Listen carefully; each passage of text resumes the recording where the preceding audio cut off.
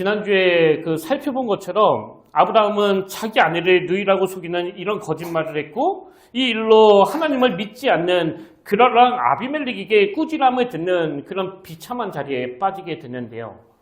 오늘은 그 내용의 연장선입니다. 그래서 아브라함이 왜 그런 비참한 자리에 빠지게 되었는지 좀 깊이 있게 살펴보기를 원하는데요.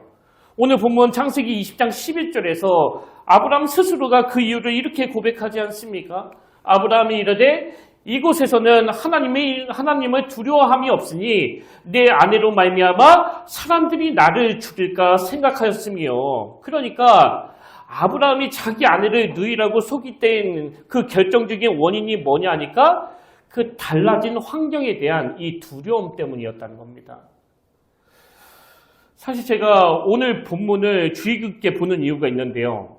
지금 아브라함이 그랄이라는 낯선 지역으로 갔고 그것이 그에게 두려움을 가져다 준 원인을 제공했다고 한다면 이건 저와 여러분도 마찬가지 아닙니까? 우리도 하루하루가 너무나 급변하는 이 세상을 살아가고 있잖아요. 그래서 세상이 얼마나 빠르게 변해가는지 적응하는 게 너무나 힘든 시대인데 우리나라는 특히 더 그런 것 같아요. 이제는 일자리들이 무슨 인공지능이니 AI 로봇이니 이런 것들로 막 대체가 되는 게 지금 우리 눈에 막 보이는 거 아닙니까? 그러다 보니까 이 현대인들 내면에 이 미래에 대한 두려움이 늘 자리 잡고 있고요. 또 이제 60대, 70대가 넘어가시면 모든 게 다 두려워요. 왜? 지금은 식당에서 주문할 때도 전부 기계로 주문하도록 만들어놨잖아요.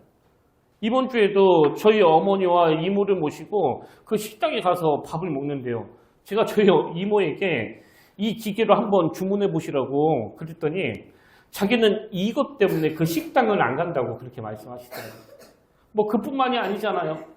저는 그동안 택시를 안 타서 잘 몰랐는데 이야기를 들어보니까요. 요즘은 그 택시를 탈 때 다 그 핸드폰으로 미리 목적지를 입력하고 또 결제할 수 있게끔 그 시스템을 만들어줘가지고 돈 내고 타는 분들이 거의 없다는 그런 말을 제가 들었거든요. 그러다 보니까 택시를 이용하시는 분들을 보면 그 연령층이 거의 젊은 사람이고요. 연세 드신 분들은 자녀들이 도와줘야 가끔씩 이용할 수 있는 이런 구조가 된 거 아닙니까? 그래서 이 환경과 상황이 정신을 차릴 수 없을 정도로 너무 빠르게 변하는 게 지금 이 시대를 살아가는 우리 내면에 그 두려움을 가져다 주는데요. 제가 오늘 본문에서 주목하는 게 뭐냐면 이 달라진 환경 때문에 아브라함 내면에 두려움이 들어왔는데 이 두려움이 두 가지 부작용을 가져오더라는 겁니다. 자, 그럼 두려움이 가져다 주는 그 첫 번째 부작용이 뭐냐? 그 상대방을 자꾸 오해하게 돼서 대인관계에 어려움을 주는 거예요.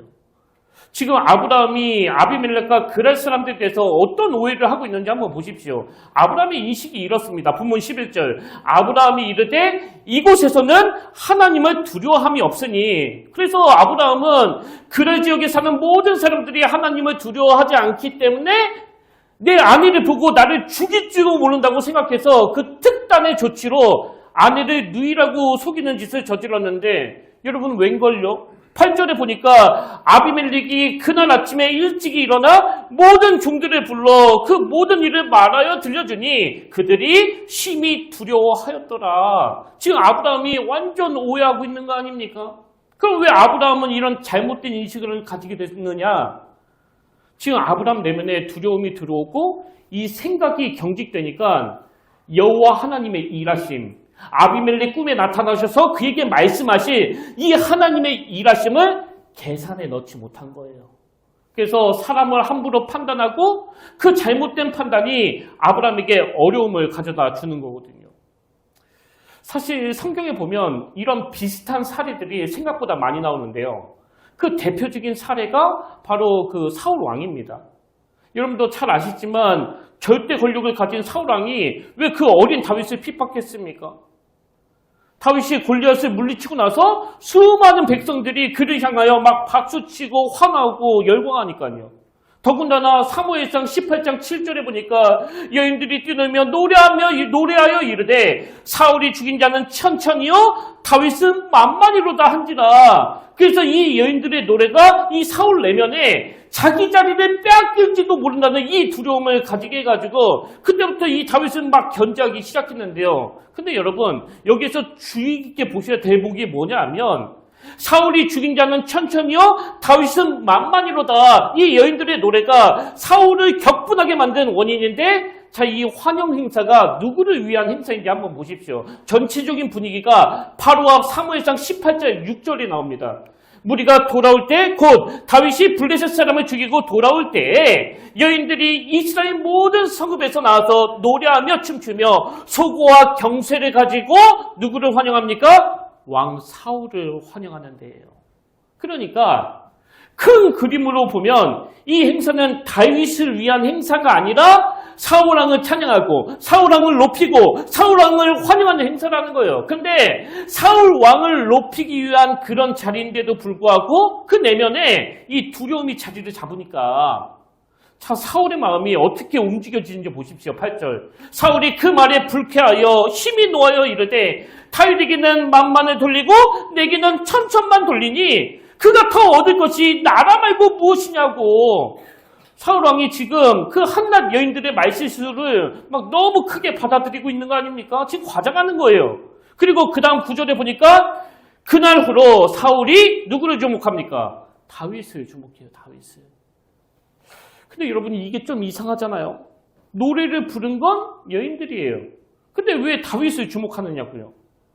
왜 그렇다고요? 아까 말씀드렸듯이 다윗이 골리앗을 무찌를 때부터 사울 내면에 두려움이 들어오니까 이 생각의 경직을 가지고 온 거예요. 그래서 이미 사울왕 내면에 다윗에 대한 두려움이 자리를 잡았기 때문에 그냥 아무렇지 않게 넘어갈 수 있는 그 말 한마디에도 이렇게 격분하게 됐다는 거거든요. 그리고 사울 내면에 있던 두려움이 죄 없는 다윗을 엄청 힘들게 한 것도 사실이지만 사울 본인도 그 다윗 못지않은 고통을 겪게 되는 거 아닙니까? 그 마음에 평안이 있겠냐고요. 요셉의 형제들도 마찬가지예요. 여러분 왜 배다른 형제들이 동생을 웅동에 집어넣어서 죽이려고 하고 그 인신매매에서 애굽에 팔아버렸습니까? 이 두려움 때문이에요. 그래서 요셉을 자기 아버지의 사랑을 다 빼앗아가는 존재로 그렇게 여겨버려가지고 인신매매에서 팔아버렸는데 여러분 뭐 요셉이 사라지고 나니까 그 형들이 그 아버지의 사랑을 다 독차지하게 되던가요? 그 아버지는 폐인이 되어버렸잖아요.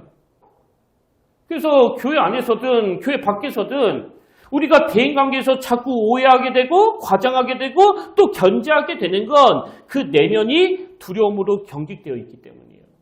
근데 여기에서 중요한 게 뭐냐면요. 그 내면의 두려움이 자리를 잡으면 대인관계에서도 여러 어려움이 찾아오지만 두 번째 더 큰 부작용이 뭐냐니까 영적인 문제에도 하나님과의 관계에도 악영향을 미친다는 겁니다. 그래서 여러분이 오늘 본문 창세기 20장을 읽어보시면 다 아시겠지만요. 오늘 본문 어디를 봐도 아브라함이 하나님을 찾지 않아요. 한번 집에 가서 읽어보세요. 뭐 평상시 아브라함 같았으면 이 정도로 두렵고 이 정도로 목숨에 위협하는 일을 만났다고 하면 절박하게 하나님께 매달려서 도움을 구했을 거예요. 그런데 그 내면의 두려움이 자리를 잡으니까 하나님은 뭐 온데간데 없고 자기 방식대로 자기가 판단하고 자기가 오해하고 또 자기 아내를 누이라고 속이면서까지 목숨을 연명할 생각을 또 자기가 하고 있는 거거든요. 그래서 여러분 우리가 이 대목에서 뭘 기억해야 되는가 하면 내 안에 이 두려움이 자리를 잡으면 그동안에 하나님이 주셨던 수많은 은혜들이 다 망각하게 되는 거고요. 나를 대신해서 이 어려움을 타개해 나가시는 그 하나님의 기대감이 다 사라지게 된다는 겁니다. 그 구약에 나오는 열 정탐꾼도 마찬가지예요. 이스라엘 백성들이 오랜 광야 생활을 끝나고 나서 지도자 모세가 요단강을 건너기 전에 12명의 정탐꾼을 그 가나안에 보냈잖아요. 그리고 그 정탐꾼들에게 40일 동안 정보를 캐오라고 시켰는데 가나안에 정탐하고 온 그 12명 중에 10명이 그 백성들을 모아놓고 아주 절망적인 보고를 하는 거 아닙니까? 민수기 13장 32절 33절 이스라엘 자손 앞에서 그 정탐한 땅을 악평하여 이르되 우리가 두루 다니며 그 정탐한 땅은 거주민을 삼키는 땅이요 거기서 본 모든 백성은 신장이 장대한 자들이며 거기서 네피림 후손인 아낙 자손의 거인들을 보았나니 우리는 스스로 보기에도 메뚜기 같으니 그들이 보기에도 그와 같았을 것이니라. 한마디로 말해서 우리는 그들의 상대가 안 된다는 거예요. 그들은 거인이고 또 무기가 대단한데 메뚜기같이 초라한 우리가 어떻게 이기겠냐고. 절대 못 이긴다는 거거든요. 그래서 그 보고를 받은 이 백성들이 막 전부 울고불고 하면서 우리 다시 애굽으로 돌아가자 그러고 있는데, 여러분 똑같은 것을 보고 온 여호수아 갈렙은 정반대되는 보고를 하잖아요. 그게 무슨 소리냐고. 그들이 우리의 밥이라고. 우리는 이길 수 있다고. 그럼 왜 똑같은 것을 보고 왔는데 이 두 사람은 이런 보고를 하느냐? 저는 그 내용을 담고 있는 민수기 14장 9절에서 여호수아와 갈렙이 왜 이런 보고를 하는지 두 가지 이유를 발견하는데요.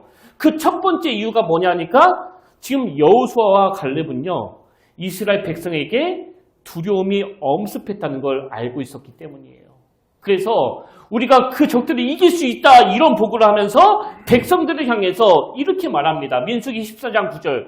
다만 여호와를 거역하지는 말라. 또 그 땅 백성을 뭐 하지 말라고요? 두려워하지 말라. 지금 여호수아와 갈렙은 이스라엘 백성들이 막 머리를 풀어 헤치고 밤새 통곡하는 그 근원적인 이유를 백성들 내면에 스며든 이 두려움에서 찾는 거예요. 그래서 두려워하지 말라. 그런가 하면 열 정탐꾼과는 다르게 긍정적인 보고를 하는 두 번째 이유가 뭐냐니까, 열 정탐꾼은 그곳에서 그 위협적인 아낙 자손들의 그 후손들밖에 못 봤지만 이 여호수아와 갈렙은 그곳에서 자기와 함께 하시는 여호와 하나님을 봤기 때문입니다. 자, 9절을 다시 한번 보십시오. 다만 여호와를 거역하지는 말라. 또 그 땅 백성을 두려워하지 말라. 그들은 우들의 먹이라. 그 다음에 그들의 보호자는 그들에게서 떠났고 여호와는 우리와 함께 하시느니라. 그들을 두려워하지 말라. 지금 여호수아가 뭘 강조하는지 아시겠죠? 그들의 보호자는 그들에서 떠났지만 우리 여호와 하나님은 우리를 이곳까지 이끄시고 오늘도 실질적으로 살아 역사하시는 분이기 때문에 절대 두려워하지 말라는 거거든요. 여러분 다시 말씀드려요. 열 정탐꾼은 가나안에 거주하는 그 아낙 자손을 보고 두려움이 밀려왔어요. 그리고 그 내면에 두려움이 자리를 잡으니까 부작용이 뭐예요? 하나님의 함께 하심이 안 보이는 거예요. 마찬가지로 오늘 본문에서 아브라함이 낯선 곳에 가자마자 그 내면에 두려움이 찾아왔어요. 그리고 그 내면에 두려움이 찾아오니까 왜 아내를 그 누이라고 속입니까? 그 두려움이 하나님과의 관계를 다 지워버렸거든요. 이런 의미에서 여러분은 어떠세요? 어떤 당황스럽고 낯선 환경이 놓여졌을 때 그 상황에서도 여호수아와 갈렙처럼 하나님의 함께하심을 보고 있습니까? 아니면 그 열 정탐꾼처럼 이스라엘 백성들처럼 현실적인 상황에 매몰이 돼가지고 두려워 떨고 계십니까? 아무리 교회 오래 다녔다고 하더라도 나와 함께 하시는 그 하나님을 바라보지 못한다면 허구한 날 두려워 떨 수밖에 없는 거 아닙니까? 그래서 저는 오늘 본문에서 이런 비참한 자리에 빠질 때까지 하나님을 찾지 않는 이 아브라함을 묵상하다가 제가 그 예전에 사역했을 때 만났던 어느 남자 집사님의 이야기가 떠올랐는데요. 한 3달 전인가 4달 전인가 아마 그 학기 초였던 것 같아요. 이 집사님이 저에게 다 죽어가는 목소리로 전화하셔서 무슨 이야기를 하시는가 하니까 이 집사님의 딸이 이제 중학교에 입학을 했는데 어느 순간부터 풀이 다 죽어 있고 방에 들어가면 절대 나오지 않고 밥도 잘 안 먹고 또 학교도 잘 안 가려고 하고, 그리고 이 집사님이 계속 무슨 일이냐, 너 도대체 왜 그러냐 그렇게 묻는데도 뭐 이 딸이 대꾸도 안 하고 자꾸 피하기만 한다는 거예요. 그래서 이 아빠가 막 너무 걱정이 되니까 그 학교에다가 전화를 해가지고 우리 애한테 무슨 일이 있냐고 그렇게 물어봤는데요. 뭐 저한테는 자세한 말씀을 안 하셔서 무슨 사연인지는 모르지만 제 느낌이 그래요. 이 딸이 그 학교 친구들하고 좀 안 좋은 일이 있었던 것 같아요. 그래서 목사님 제 딸아이를 위해서 좀 기도 좀 해주세요. 그런 부탁을 하신 적이 있는데요. 그리고는 시간이 좀 지났거든요.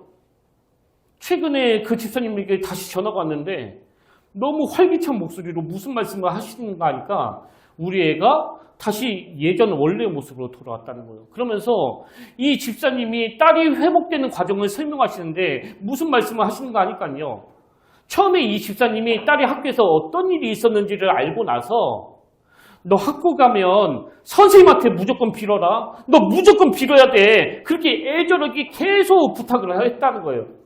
뭐 이걸로 봐서는 그 딸이 뭔가를 잘못했다는 거 아닙니까? 그래서 너 학교 가면 무조건 잘못했다고 빌어야 된다. 이런 이야기를 하고 나서 그 아빠가 두 마디를 계속 해줬다는 겁니다. 그 두 마디 중에 첫 마디가 뭐냐니까요. 저는 이게 그 부모의 마음이라고 생각해요. 너 그렇다고 기죽지 마. 너 기죽으면 안 돼. 그리고 그 다음 말이 저를 참 울컥하게 만들었는데요. 두 번째 마디가 이겁니다. 아빠가 너 사랑하는 거 알지? 그 아버지가 아이의 보호자로서 선생님한테 가서 무조건 빌으라고 가르치지만 또 한편으로는 학교 생활에 어려움을 겪고 있는 그 딸아이가 기죽을까 봐 너 기죽지 마라. 아빠가 너 사랑하는 거 알지? 이게 왜 저를 울컥하게 했을까요? 이게 우리를 대하시는 하나님의 마음이거든요. 지금 하나님 안 믿는 아비멜렉에게 꾸지람을 듣고 있는 그런 수치의 자리에 빠진 아브라함을 다루시는 하나님의 모습이 딱 이거예요. 여러분 한번 생각해 보세요. 하나님이 아브라함을 25년 동안 데리고 다니면서 아브라함과 함께하고 있다는 그 증거로 수많은 기적과 은혜와 이적을 보여주셨는데 저는 이런 상상을 해요. 제가 만약에 하나님이라면 이런 수치의 자리에 빠져있는 아브라함을 보면서 저는 이렇게 말할 것 같아요. 야, 25년이야, 25년. 나도 이제 지친다, 지쳐. 너는 어떻게 하나도 바뀐 게 없냐. 근데 하나님은 그렇게 접근하지 않으시잖아요. 우리가 지난주에도 살펴봤지만 아브라함이 그런 수치의 자리에 빠져있을 때 아비멜렉을 통해서 뭐라고 말씀하십니까? 얘는 선지자야, 선지자. 하나님의 말씀을 대언하는 사람이야. 이 아브라함은 너와 네 가정을 위해 기도해주는 사람이야. 이게 아까 그 아버지가 딸에게 해준 이야기하고 똑같은 거 아닙니까? 근데 너 기죽지 마라. 아빠가 너 사랑하는 거 알지? 제가 오늘 본문에서 발견한 더 놀라운 깨달음이 하나 더 있는데요. 아브라함이 이렇게 수치의 정점에 달아있는 이게 창세기 20장 말씀인데 놀랍게도 바로 그 다음 21장 1절 2절에 어떤 내용이 나오는가 하니까 여호와께서 말씀하신 대로 사라를 돌보셨고 여호와께서 말씀하신 대로 사라에게 행하셨으므로 사라가 임신하고 하나님이 말씀하신 시기가 되어 노년의 아브라함에게 아들 이삭을 주신 거예요. 여러분 이 세상의 논리는요. 20장에서 아브라함이 너무나 성숙해지고 너무나 거룩해졌을 때 세상 스승은 그러잖아요. 21장에서 너 이제 하산해도 된다. 더 이상 가르쳐줄 게 없다. 그리고 이제 너에게 약속한 이삭을 줘도 되겠다. 이게 우리가 아는 세상의 상식, 세상의 그 논리 아닙니까? 근데 하나님이 아브라함에게 이삭을 주신 그 시점은요. 아브라함이 자기 아내를 누이라고 거짓말하고 그 거짓말로 가장 부끄럽고 가장 수치의 자리에 있을 때라는 거예요. 이걸 보면서 새삼 깨닫는 게 뭔지 아십니까? 우리는 자꾸 내가 완벽해지고 또 흠도 티도 없어야 하나님이 우리의 존재를 귀하게 여기신다고 생각하지만 하나님은 우리가 두려워서 하나님을 자주 망각할 때도 그 수치를 겪는 절망적인 순간에도 하나님의 마음은 이런 거예요. 아빠가 너 사랑하는 거 알지? 그러니까 기죽지 마. 이 아빠의 마음을 아는 게 철든 딸이고요. 이 하나님의 마음을 아는 게 철든 크리스찬입니다. 그래서 저는 이 설교를 준비하는 내내 그 어른들이 즐겨 부르던 찬송가 543장이요. 이 찬양 다 아시잖아요. 어려운 일 당할 때 나의 믿음 적으나 의지하는 내 주를 더욱 의지합니다. 후렴 다 같이 부르기를 원합니다. 세월 지나갈수록 의지할 것뿐일세 무슨 일을 당해도 예수 의지합니다. 세월 지나갈수록 뭐밖에 없다고요? 의지할 것밖에 없대요. 그래서 믿음이 성숙해진다는 건 내가 더 완벽해지는 게 아니고 내가 더 강해지는 것도 아니에요. 아니 그 유한한 인생을 사는 우리에게 의지할 게 뭐가 있겠냐고요. 죽었다 깨어나도 우리는요 하나님 앞에서 자랑할 게 하나도 없습니다. 이걸 신학적 용어로 이신칭의라고 그래요. 이신칭의. 의롭지 않은데 하나님께서 의롭다고 인정해 주셨다. 그래서 아브라함이 그 이삭을 받은 거거든요. 완벽해서 받은 게 아니에요. 근데 여기서 중요한 존재가 뭐냐? 이신치기는 하나님의 전적인 은혜이지만 내가 아무리 노력해도 이 죄성에서 벗어날 수 없는 죄인이라는 걸 자각할 때 그 은혜가 주어진다는 거예요. 그래서 믿음이 성숙해진다는 건 자기 자신의 연약함을 처절하게 자각하는 겁니다. 제가 모태신앙부터 시작해서 40년 넘게 하나님께 영향을 받고 있지만요. 아브라함처럼 비슷한 상황이 주어지면 언제든지 옛날로 돌아갈 수 있는 게 바로 저라는 걸 인식하는 여기에서부터 제 신앙의 성장이 있는 거예요. 그래서 제가 교육 전도사 때보다 목사가 되고 훨씬 성숙해졌는데도 불구하고 세월 지나갈수록 하나님을 더 의지하게 되는 거거든요. 그런가 하면 제가 이번에 새삼 깨달은 게 하나 더 있는데요. 엘리야 선지자가 그 놀라운 일들을 다 행하고 나서 그 우울증이 찾아와가지고 로뎀 밑에 앉아가지고 막 죽고 싶다고 그러잖아요. 그래서 하나님이 네가 왜 여기 있느냐, 너 왜 그러느냐 그렇게 물으시니까 엘리야가 그 이유를 이렇게 설명합니다. 열왕기상 19장 10절 그가 대답하되 내가 만군의 하나님 여호와께 열심히 유별하오니 이는 이스라엘 자손이 주의 언약을 버리고 주의 제단을 헐며 칼로 주의 선지자들을 죽였으며며 오직 나만 남았거늘 그들이 내 생명을 찾아 빼앗으려 하나이다. 엘리야가 왜 우울해졌다고요? 자기만 홀로 남았다는 이 두려움이 밀려왔기 때문이에요. 근데 제가 예전에는 이 구절이 눈에 안 띄었는데요. 이번에 새롭게 발견한 게 뭐냐니까 엘리야가 가지고 있었던 이 나만 남았거늘 이 인식이 뭐 로뎀나무 밑에서 앉아있을 때만 가진 게 아니고요.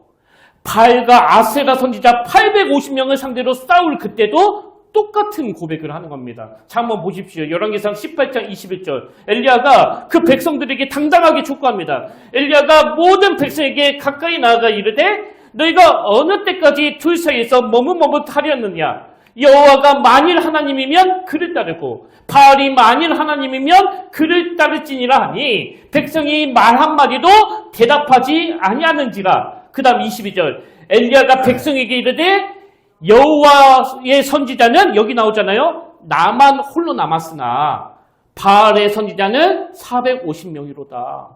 이게 로뎀나무 밑에서 했던 고백하고 똑같은 고백 아닙니까? 여러분 엘리야는요. 바알과 아세라 선지자 850명을 상대로 싸울 때도 나만 홀로 남았다는 걸 알고 있었습니다. 그럼 왜 똑같은 인식을 하고 있었는데 그 인식이 로뎀나무 밑에서는 죽고 싶습니다. 그렇게 절망으로 이어지고 거짓 선지자들과 그 싸울 때는 그게 능력으로 나타나느냐? 왜 그러냐고요? 850명과 싸울 때는 나만 홀로 남았다는 이 인식이 하나님의 능력을 의지하는 도구가 됐거든요. 근데 로뎀나무 밑에서는 똑같은 자각을 했지만 그 두려움이 자리를 잡으니까 하나님이 안 보이는 거예요. 그 하나님의 능력을 자꾸 망각해버린 겁니다. 그래서 이렇게 죽고 싶다고 고백하는 거거든요. 여러분 다시 말씀드려요. 두려움이 내 마음을 선점하면 하나님의 역사심을 망각해버려서 더 깊은 두려움에 빠지게 되는 거고요. 그 두려움을 그동안 하나님이 나를 통해서 행하신 그 역사심으로 몰아내면 나만 홀로 남은 게 더 강한 하나님의 역사를 경험하는 도구가 되는 겁니다. 사실 저는요. 그 로뎀나무 밑에 앉아가지고 나만 홀로 남았습니다. 그렇게 고백하는 엘리야의 마음이 너무 이해가 돼요. 왜? 저도 여기 평택교회 왔을 때 딱 그 심정이었거든요. 아마 매일매일 두렵고 아무리 생각해도 뭐 계산이 안 나오는 거예요.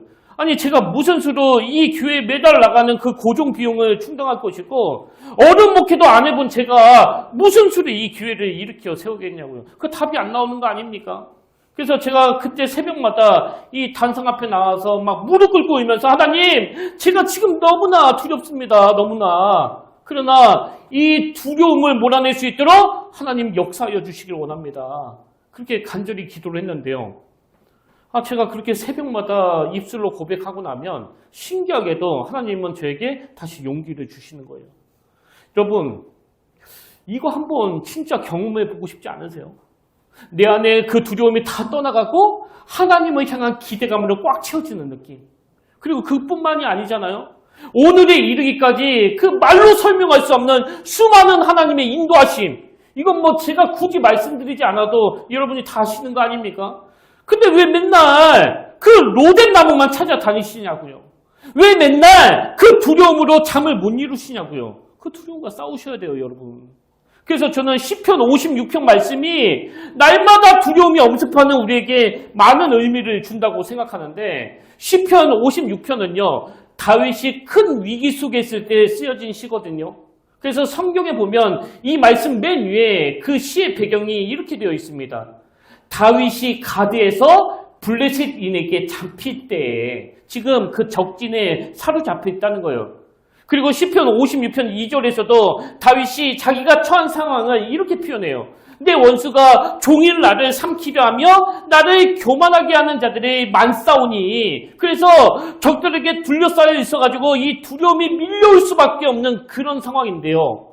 다윗이 우리에게 보여주는 모범이 뭐냐 하면 다윗은 그 두려움이 그동안 자기와 함께 하시는 하나님을 잊게 만들어 버릴까 봐 이렇게 고백합니다. 3절.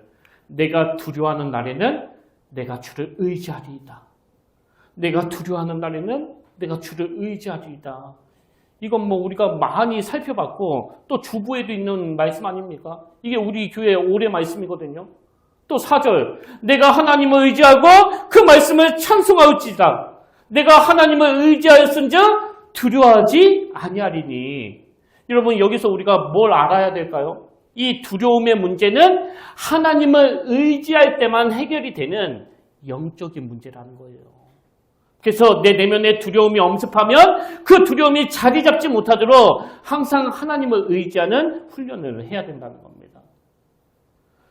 제가 최근에 그 몰입이라는 책을 쓰신 그 황능봉 교수님의 강의를 들었는데요. 그 교수님이 강의에서 존 고든이라는 사람의 말을 인용하는데 그게 참 공감이 되더라고요. 그가 이런 말을 했습니다. 사람들의 습관은 내리막인데 성취하고자 하는 건 오르막이다. 이게 뭘 말하는지 대충 그 짐작이 되시잖아요. 사람의 본능은 그 편안한 걸 추구한다는 거예요. 근데 성공하는 사람들은 대부분 그 편한 길을 택하지 않고 그 힘든 오르막을 택한다는 겁니다. 그러면서 이 교수님이 그 등산을 가지고 설명하시는데요. 여러분도 다 아시지만 그 등산 한번 가면 막 땀 범벅이 되고 막 숨이 턱까지 차오르고 그러잖아요. 근데 왜 사람의 본능은 편안한 걸 추구하는데 그 힘들게 땀을 뻘뻘 흘려가면서 다시 산에 오르느냐? 왜 그런가 하면은요. 그들에게는 이 기억이 있기 때문이에요. 기억. 무슨 기억이요? 그렇게 고생해서 정상에 딱 올랐을 때 그 앞이 막 탁 트여져 있고 막 시원한 바람이 불면서 그 마음에 이 성취감을 맛봤던 그 기억이요. 이게 그 힘든 과정을 견뎌낼 수 있는 동력이 된다는 거거든요. 그러면서 이 교수님이 하는 말이요. 우리 뇌는 계속 그 저울질을 한대요. 저울질을. 그래서 내가 이만큼 수고했을 때 어느 정도의 열매가 있는지, 이만큼의 인풋이 들어갔다면 또 얼마만큼의 이 아웃풋이 나오는지 우리네가 계산을 하기 때문에 만약에 그렇게 힘들게 산에 올라갔는데 뭐 재미가 하나도 없고 그냥 막 힘들기만 하면 그 다음부터는 그 등산을 안 가게 되는 거고요. 그 수고의 열매가 굉장히 크면 이미 이 머릿속에 그 성취에 대한 기억이 꽉 차 있으면 이 몸이 피곤해도 계속 그 산을 찾게 된다는 겁니다. 저는 그 강의를 들으면서 이건 영적으로도 똑같네, 영적으로. 지금 아브라함이 놓쳐버린 게 바로 그거 아닙니까? 아브라함 내면에 두려움이 엄습했을 때 그거를 방치하지 않고 그동안 하나님이 어떤 은혜를 주셨는지에 대한 그 작은 성취감들을 기억해냈더라면 그런 수치의 자리는 피할 수 있었잖아요. 이걸 굉장히 잘한 대표적인 인물이 바로 다윗이에요. 다윗. 골리앗이 막 길길이 낯뛰면서 난동을 부릴 때 사울 왕을 위시해서 그 모든 사람들이 막 부들부들 떨고 있는데 그 군사 훈련도 안 받은 이 어린 다윗이 골리앗에게 그 도전장을 던지잖아요. 그래서 사울왕이 이 다윗을 막 말리는데 다윗이 뭐라고 말하는가 하니까 사무엘상 17장 34절입니다. 다윗이 사울에게 말하되 주의 종이 아버지의 양을 지킬 때에 사자나 곰이 와서 그 양떼에서 새끼를 물어가면 누가 합니까? 내가 따라가서 그것을 치고 그 입에서 새끼를 건져내었고 그것이 일어나 나를 해하고자 하면 누가 합니까? 내가 그 수염을 잡고 그것을 쳐 죽였나이다. 여기까지는 주어가 자기 자신인데요. 바로 그 다음 37절에서 그 주어가 이렇게 바뀝니다. 또 다윗이 이르되 여호와께서 나를 사자의 발톱과 곰의 발톱에서 건져내셨은즉 나를 이 블레셋 사람의 손에서도 건져내시리이다. 다윗이 이렇게 골리앗에게 도전장을 던질 수 있었다고요? 어떻게? 아까 그 교수님 말씀 그대로예요. 이 다윗의 내가 위기 때마다 함께 하셨던 그 하나님을 기억하고 있었기 때문이에요. 그런 의미에서 여러분은 어떠세요? 삶 속에서 이 작은 성취감들을 많이 맛보고 계십니까? 이걸 경험하지 못하면 맨날 두려움에 사로잡히게 되는 거고요. 이걸 맛보지 못한다면 아브라함처럼 자기 방식으로 해결하다가 그 수치의 자리에 빠지는 이 악순환을 끊을 수 없는 겁니다. 그래서 오늘 저와 여러분이 이 악순환을 끊어버리기 위해서 오늘부터 해야 될 숙제가 뭐냐? 그 다윗 입장에서 양을 지키는 게 자기 일인 것처럼 직장에서, 삶 속에서 이 두려움이 엄습할 때마다 그 일을 해결해 나가시는 하나님에 대한 기억을 많이 만드시는 거예요. 내 안에 두려움을 몰아내시는 하나님의 능력, 하나님의 역사. 그래서 시편 23편 4절 이 다윗의 고백이요.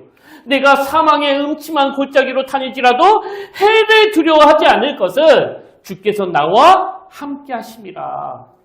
저는 이 다윗의 고백이 저와 여러분의 고백이 되기를 주님 이름으로 축복합니다. 결론을 이렇게 맺기 원합니다.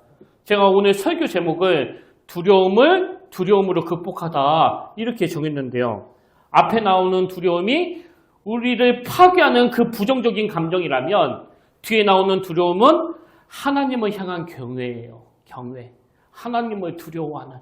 그래서 고린도후서 7장 1절에 보니까 그런즉 사랑하는 자들아 이 약속을 가진 우리는 하나님을 두려워하는 가운데서 거룩함을 온전히 이루어 육과 영의 온갖 더러운 곳에서 자신을 깨끗하게 하자.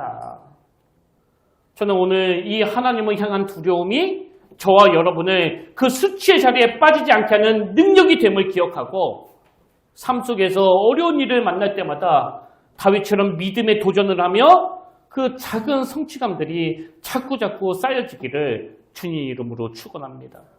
그래서 저는 오늘 결단 찬양으로 이 찬양을 함께 불러보기 원하는데요. 보라 너희는 두려워 말고 보라 너희를 인도한 나를 보라 너희는 지치지 말고 보라 너희를 구원한 나를. 우리 가사를 묵상하시면서 그리고 이 찬양 가사가 우리를 향한 그 하나님의 음성임을 기억하면서 이 찬양 하나님 앞에 올려드리기를 원합니다.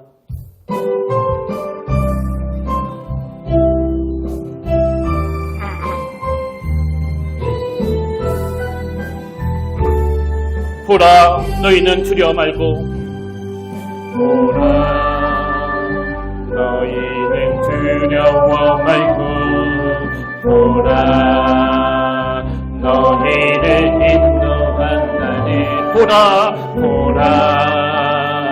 너희는 지치지 말고 보라 너희를 구원한 나를 너희를 치던 적은 어디 있느냐 너희를 억누르던 원수는 어디 있느냐 보라 하나님 구원을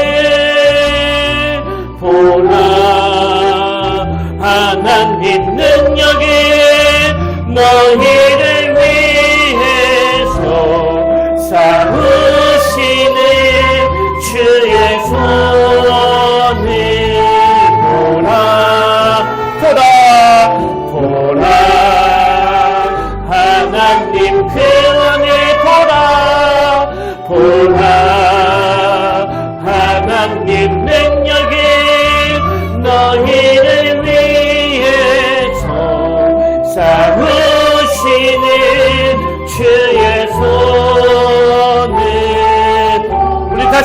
시작합니다.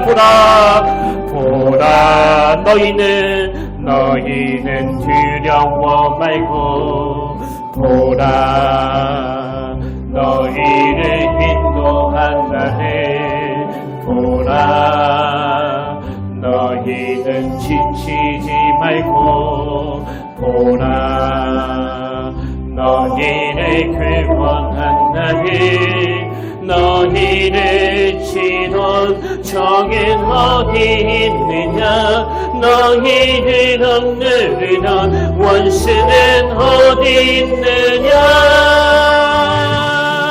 보라 하나님 구원해 보라 하나님 능력에 너희를 위해서 싸우시는 주의 손을 보라 하나님 구원을 보라 하나님 구원을 보라 하나님 능력에 너희를 위해서 싸우시는 주의 손을 보라.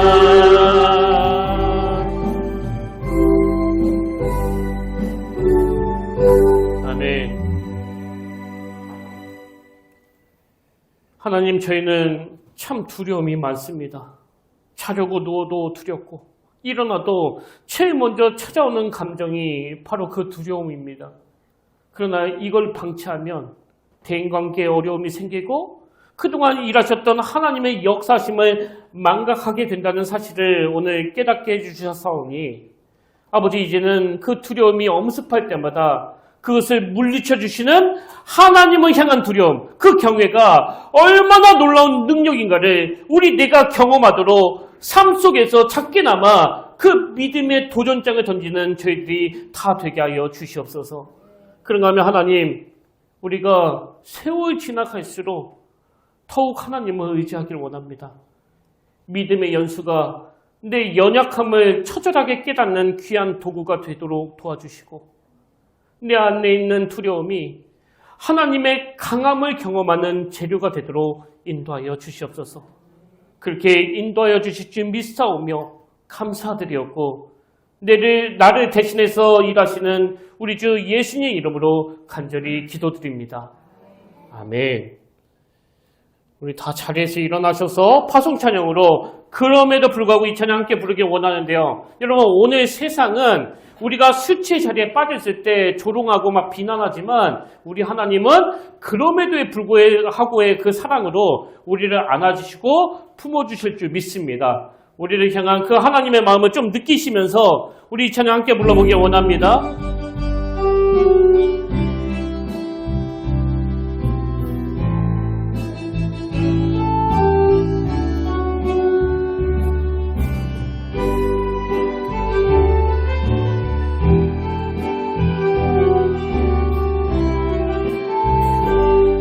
마음속에 어려움이 있을 때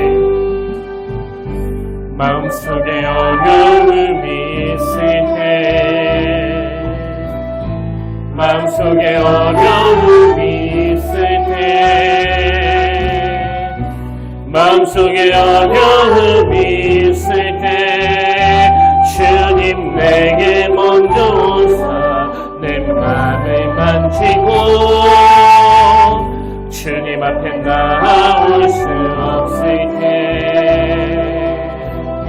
주님 앞에 나올 수 없을 때 주님 앞에 나올 수 없을 때 주님 날 먼저 안으시네. 그럼에도 불구하고 날 사랑하시는 내 하나님의 사랑은 나의 모든 걸 덮고 그럼에도 불구하고 날 안아주시는 내 하나님을 들을 때 아버지, 그럼에도 불구하고 날 사랑하시는 내 하나님의 사랑은 나의 모든 걸 덮고 그럼에도 불구하고 날 안아주시는 나의 하나님을 부를 때 아버지 우리 다시 한번 고백합니다. 마음속에 어려움이 있을 때 마음속에 어려움이 있을 때 마음속에 어려움이 있을 때 주님 내게 먼저 오사 내 맘을 만지고 주님 앞에 나올 수 없을 때 주님 앞에 나올 수 없을 때 주님 앞에 나올 수 없을 때 주님 날 먼저 안으시네 그럼에도 불구하고 날 사랑하시는 내 하나님의 사랑은 나의 모든 걸 덮고 그럼에도 불구하고 날 안아주시는 내 하나님을 부를 때 아버지 그럼에도 불구하고 날 사랑하시는 내 하나님의 사랑은 나의 모든 걸 덮고 그럼에도 불구하고 날 안아주시는 내 하나님을 부를 때 아버지 나 부르고 아멘. 그리하면 여호와 그가 너희 앞에서 가시며 너와 함께하사 너를 떠나지 아니하시며 또 버리지 아니하시리니 너는 두려워하지 말라 또 놀라지 말라. 참 고마우신 하나님 아버지, 우리가 그동안 하나님이 베풀어 주시는 수많은 은혜들을 누렸음에도 여전히 아브라함처럼 해결되지 않는 그 죄성이 막 불쑥불쑥 튀어나와 하나님을 믿지 않는 세상 사람들에게 조롱을 당하고 있는 현실이지만 그럼에도 불구하고 하나님 사랑은 우리의 연약함을 탓하지 아니하시고 너 기죽지 마라. 아빠가 너 사랑하는 거 알지? 이것이 우리 하나님의 마음이고 그 마음을 녹여서 만든 게 바로 십자가라는 것을 깨닫게 하시니 감사드립니다.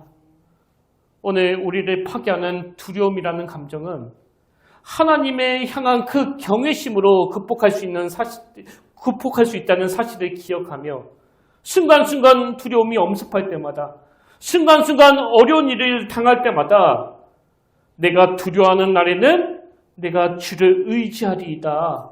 이 말씀이 떠올려지게 하시고 이 말씀이 일상 가운데 온전히 구현되어 주님의 이름으로 도전하는 믿음의 자녀들이 다 되도록 인도하여 주시옵소서. 이제는 우리 주 예수 그리스도의 은혜와 하나님 아버지의 다함없는 사랑과 성령님의 감동, 감화, 위로, 교통, 충만하심의 역사가 오늘 주신 말씀 마음에 담고 내 뇌가 하나님과의 작은 성취감을 기억할 수 있도록 믿음의 도전을 시도할 것을 다짐하고 예배하는 모든 주의 자녀들 머리 위에 지금부터 영원토록 함께 하시기를 간절히 축원하옵나이다.